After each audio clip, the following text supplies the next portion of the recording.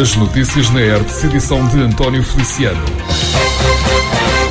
Sejam bem-vindos, edição das 19 horas, quarta-feira. Avançamos então para as notícias e com uma que está a marcar infelizmente a atualidade: violento incêndio que deflagrou nas instalações da fábrica e ainda da sede da panificadora Costa e Ferreira, no concelho de Rio Maior. Fogo que já destruiu parte do imóvel e obrigou à evacuação de cerca de 100 funcionários. Numa nota de esclarecimento enviada para a redação da ERTE, os serviços de comunicação da panificadora confirmam que a ignição começou pelas 13h10 desta quarta-feira, sendo que as forças de proteção civil deram pronta resposta aos pedidos de auxílio. O mesmo texto assegura que até ao momento não existem perdas humanas nem feridos graves, com registro ainda assim para 3 colaboradores que tiveram necessidade de receber tratamento por inalação de fumo. A panificadora deixa claro que assim que o incêndio começou, foram seguidos todos os protocolos de segurança para proteger as pessoas. A empresa reforça o comunicado, sempre se pautou pelo cumprimento de todos os protocolos de segurança e proteção dos seus trabalhadores, pelo que nesta fase irá aguardar pelos relatórios posteriores para apurar todas as causas e respectivas implicações. Ficou uma mensagem de apoio e solidariedade para todos os trabalhadores, garantindo desde já todo o suporte que possam necessitar. O incêndio já está dominado a esta altura, mas continua a ser combatido por cerca de 6 dezenas de operacionais com apoio de 26 veículos.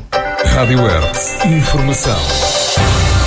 Uma pessoa ficou em estado crítico na sequência de uma colisão rodoviária que envolveu 2 automóveis e um motociclo. O alerta foi dado pelas 15h43 desta quarta-feira, sendo que o acidente ocorreu na Estrada Nacional 118, na ligação entre Alpiarça e Chamusca. Para além do ferido em estado muito grave, registro ainda para um ferido leve e 2 assistidos no local, sem necessidade de transporte para unidade hospitalar. Adiantou a ERTE, fonte oficial do Comando Subregional da Lesíria do Tejo.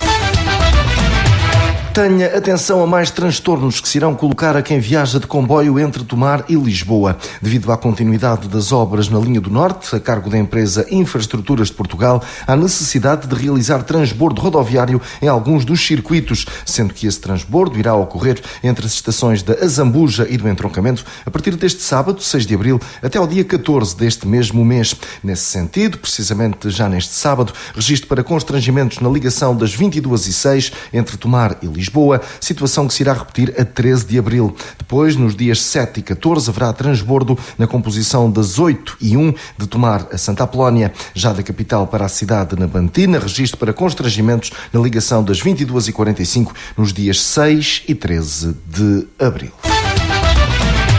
Tal como a ERTE se adiantou em tempo oportuno, a Câmara de Tomar celebrou protocolos de colaboração com as juntas de freguesia do concelho no âmbito do dispositivo especial de combate a incêndios rurais. Estão em causa a Ceiceira, além da Ribeira e Pedreira, Carregueiros, Casais e Alvilbeira, Olalhas, Paialvo, Sabacheira, São Pedro de Tomar e Serra e Junceira, detentores de kits de primeira intervenção.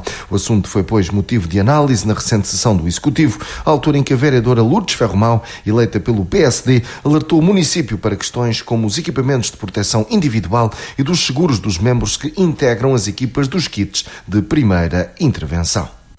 As intervenções no terreno para as quais estes kits estão desenhados têm como objetivo uma primeira intervenção caso ocorra algum foco de incêndio e que seja de uma forma mais rápida.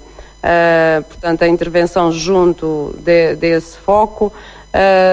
Essa intervenção não se faz sem pessoas, sem condições, não se faz apenas com os equipamentos e já há longa data que temos questionado e feito referência à situação das pessoas que trabalham com estes kits, nomeadamente à sua situação de segurança, ao facto de não estarem garantidos os seguros durante as intervenções, bem como os EPIs, que entendemos que deveria o município estar preocupado também e apoiar as juntas de freguesia nesta matéria. Deixamos esta questão saber se existe uma avaliação, se já foi feita uma avaliação dos anos anteriores sobre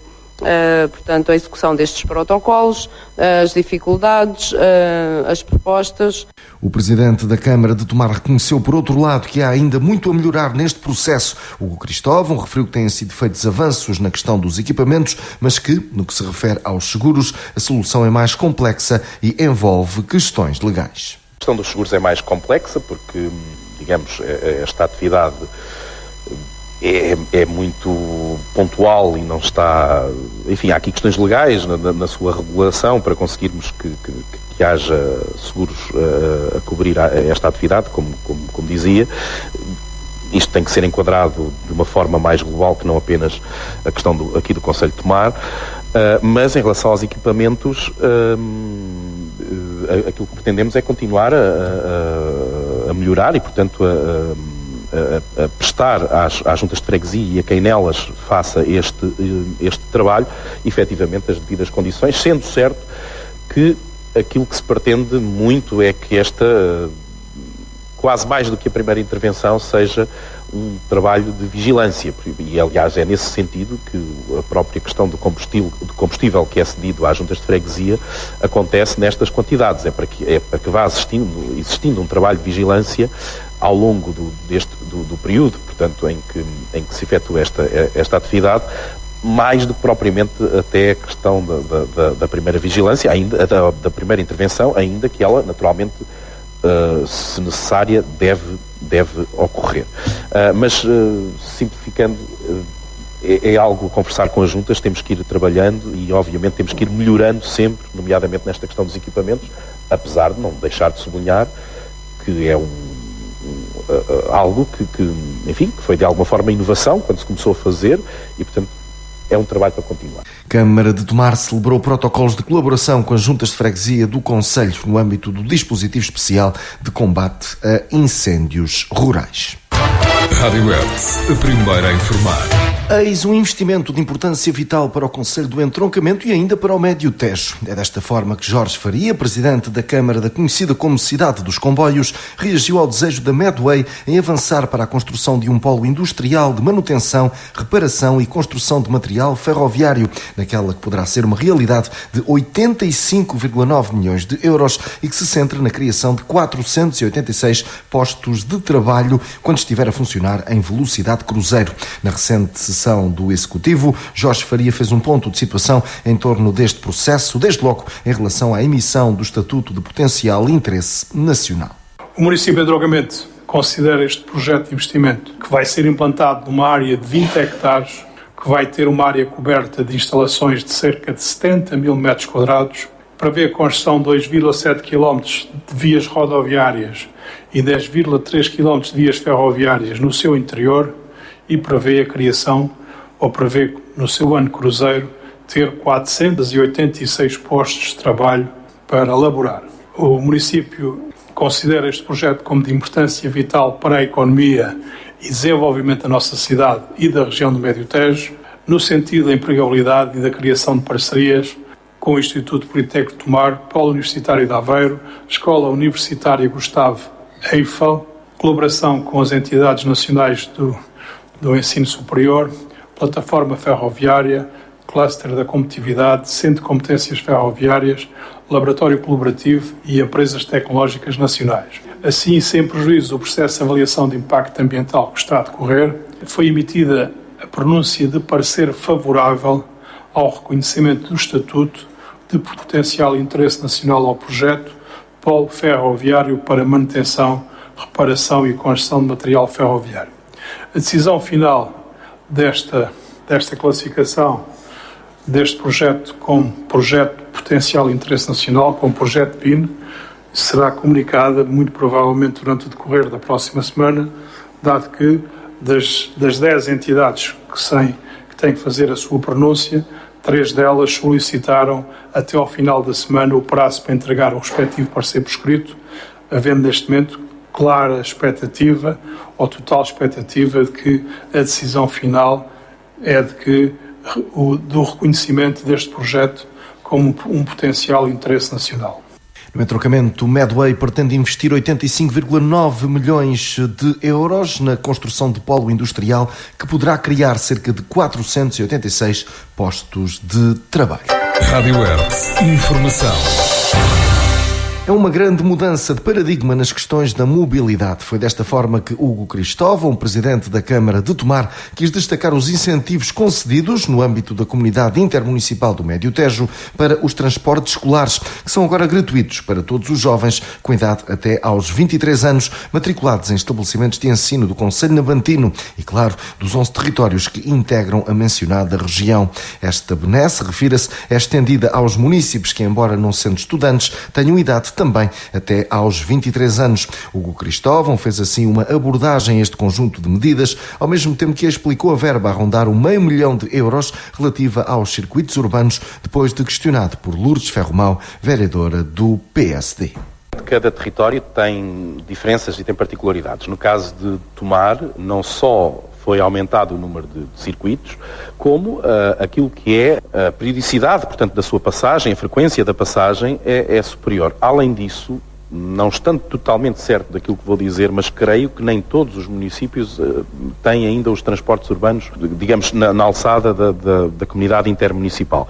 Mas, acima de tudo, é preciso realmente perceber que cada território é diferente. Portanto, o número de quilómetros que, por exemplo, se faz em cada percurso no Concelho de Tomar não será igual ao que se faz no Concelho A ou no Concelho B.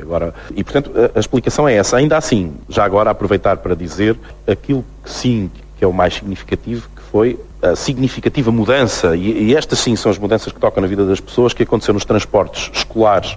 Portanto, neste momento, todos os alunos matriculados no Médio Tejo têm, até aos 23 anos, têm passe gratuito para todas as faixas etárias e todos os anos de escolaridade, mas mais vai existir outra mudança que é, ou neste momento, aliás, creio que já está em funcionamento, que é todos os cidadãos abrangidos até aos 23 anos vão poder transitar gratuitamente em qualquer um dos municípios do Médio Tejo. Portanto, não apenas no seu concelho de origem, mas em qualquer um dos 11 concelhos do Médio Tejo. E isto é, de facto, uma grande mudança de paradigma em relação àquilo que vinha acontecendo, e no seio do Médio Tejo está-se a trabalhar para ir ainda mais além disto. Transportes na região já pode viajar, estudantes e não estudantes até à idade de 23 anos já podem viajar entre todos os concelhos do Médio Tejo de forma gratuita nos transportes urbanos do meio. A Câmara de Ferreira do Zézer formalizou o auto de consignação com a Sociedade de Construções Elimur, tendo em vista a empreitada de recuperação de estradas no investimento na ordem dos €150 mil e que, nesta fase, irá estender-se pela sede de concelho, assim como pelas freguesias de Igreja Nova do Sobral e Beco. Os restantes territórios também serão contemplados e avançam quando os respectivos projetos estiverem concluídos. Bruno Gomes, presidente da Câmara de Ferreira do Zézer, em declarações à Hertz, reforça a relação estreita com as juntas de freguesia e disse que está em causa um compromisso assumido para a melhoria das condições das vias. Há um conjunto de estradas que exigem pavimentação e que as juntas de freguesia nos deram conta e nós, naquilo que é a capacitação técnica também do município, tratámos já de fazer este investimento de €150 mil que permitirá alcatroar algumas estradas em 3 juntas de freguesias e também fazer uma intervenção que não é só pavimentação, mas é consolidação também de um talude na Junta de Freguesia de Ferreira do Zézer. Basicamente é isto, é qualificar e pavimentar estradas na medida do possível, porque temos um concelho grande com muitos quilómetros de estradas, algumas delas a precisar de requalificação, mas passo a passo vamos fazendo investimentos para dotar as nossas estradas de maior qualidade. Estão então em causa para já 3 freguesias, as restantes, assim que possível, também avançam, é isso? Exatamente, neste momento necessitamos só de concluir os projetos de execução para a pavimentação das mesmas, que os nossos serviços estão em fase de conclusão. Não quisemos foi ainda aqui esperar mais tempo, uma vez que tínhamos estes projetos concluídos, quisemos já arrancar com estas obras de pavimentação e agora aguardamos que aqui os nossos serviços técnicos consigam concluir os projetos de execução para avançarmos com as outras 4 freguesias. é um compromisso que eu tenho e que este Executivo tem para com as juntas de freguesia, já desde o ano passado, e conseguimos agora concretizar, que é sempre também algo que eu considero meritório. Por vezes é muito fácil pensar, mas concretizar é sempre mais difícil, e fico sempre muito agradado quando conseguimos melhorar aquilo que são as condições de vida, são as condições de mobilidade para os ferreirenses, e também é uma vontade e um apoio que damos naquilo que é uma relação estreita com as juntas de freguesia e os seus executivos. Em Ferreira do Zezer, Câmara cumpre compromisso feito às juntas de freguesia e avança para a requalificação de estradas pelo concelho. Rádio Hertz, a primeira a informar. A Escola Básica e Secundária Otávio Duarte Ferreira, no Tramagal, concelho de Abrantes, voltou a abrir portas à comunidade escolar. Assim aconteceu neste 2 de abril, depois de um período para requalificação e modernização das instalações. O presidente da Câmara Municipal, Manuel Jorge Valamatos, o vice João Gomes e a vereadora da Educação, Celeste Simão, acompanhados pela diretora do agrupamento de escolas número 2 de Abrantes, Isabel Alves, visitaram o estabelecimento, à altura em que Manuel Valamatos referiu que esta intervenção fecha o ciclo de valorização do parque escolar do concelho após a requalificação da escola de Alvega. Foi uma candidatura que fizemos ao Portugal 2020, foi uma obra que ultrapassou 1 milhão de euros de requalificação para, no fundo, concluir aquilo que é a valorização do nosso parque escolar. Como sabem, já neste enquadramento legislativo conseguimos requalificar a escola de Alvega, e para, no fundo, fechar este ciclo de requalificações do nosso parque escolar, faltava esta tão urgente e importante intervenção na escola C+S do Tramagal. Conseguimos reabrir a escola aos nossos alunos, à comunidade educativa, aos professores, a todos os agentes do processo educativo, aos auxiliares da ação educativa, naturalmente também, mas, sobretudo, aos alunos. Quero pedir desculpa pelo tempo que demorou, porque as obras também são assim, demoraram mais tempo do que estava previsto, porque também fomos fazendo um conjunto de coisas que também não estavam previstas inicialmente para deixar a escola o mais qualificada possível, e também dizer que continuaremos agora atentos estas próximas 3 semanas, porque a obra não está totalmente fechada, há um dos pavilhões que continua ainda com intervenções, e depois do final das aulas nas estruturas elétricas e outros mecanismos continuarão a existir nas próximas 3 semanas algumas ações, mas nós creio que daqui a 3 semanas, sensivelmente, vamos voltar a reunir com a direção da escola, com a junta de freguesia, com a associação de pais, para fazermos ponto de situação e perceber o que é que temos ainda de corrigir para o início do próximo ano letivo, sendo que temos 2 intervenções que parece-nos importantes. Uma delas é fazer ali um campo de relva sintética, melhorar toda a estrutura desportiva. Novamente de portas abertas à comunidade escolar, Escola Básica e Secundária Otávio Duarte Ferreira, no Tramagal, concelho de Abrantes, agora já requalificado. Rádio Hertz, informação. Está agora na altura de avançarmos para a nota do dia, hoje com Luís Osterbeck. Esta é uma região que se orgulha do património cultural militar que aqui se pode visitar. Tomar, Almorol, Belver, Abrantes e por aí vai. Mas este património é sobretudo espaço de lazer e diversão, ou pode ajudar-nos a refletir sobre o futuro. E sobre o presente, claro. Vale a pena olhar para os momentos de incerteza no passado e constatar algumas recorrências. Uma delas é a proximidade entre autoritarismo e guerra. Em tempos de guerra não sobra muito espaço para o debate livre. É conhecida a expressão "em tempo de guerra não se limpam armas", quer dizer, não se perde tempo, não se discute. Em tempo de guerra, as preocupações básicas de sobrevivência sobrepõem-se às preocupações do que hoje chamamos qualidade de vida. Em tempos de guerra é possível ser diferente, mas quem é diferente tende a ser olhado de lado. Os discursos que banalizam a violência das palavras ou que dão voz à incultura são perigosos.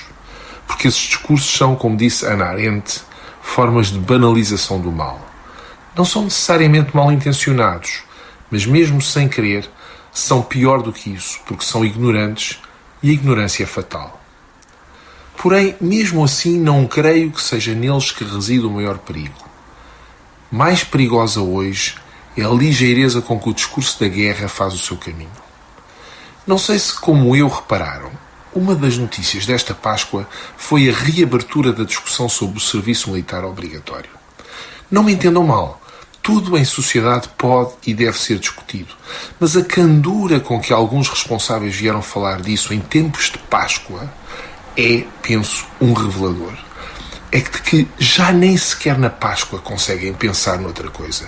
Estão convencidos da inevitabilidade do conflito. Sentem-se impotentes para o travar. É como se já tivessem desistido de manter a paz. Os discursos radicais assustam e banalizam a violência. Mas a suavidade com que se tocam os tambores da guerra, se mercantilizam a cultura e a educação, ou com que se aceita a precariedade e a insegurança, esta é a suavidade que cria as condições para que futuras maiorias procurem segurança nas soluções securitárias. É que não foram as ditaduras que geraram as anteriores guerras mundiais. Ao contrário, foram elas que foram fruto da guerra. As escolhas difíceis de hoje podem tornar-se mais fáceis se olharmos para as consequências. Dou-vos um exemplo. Temos cada vez menos crianças.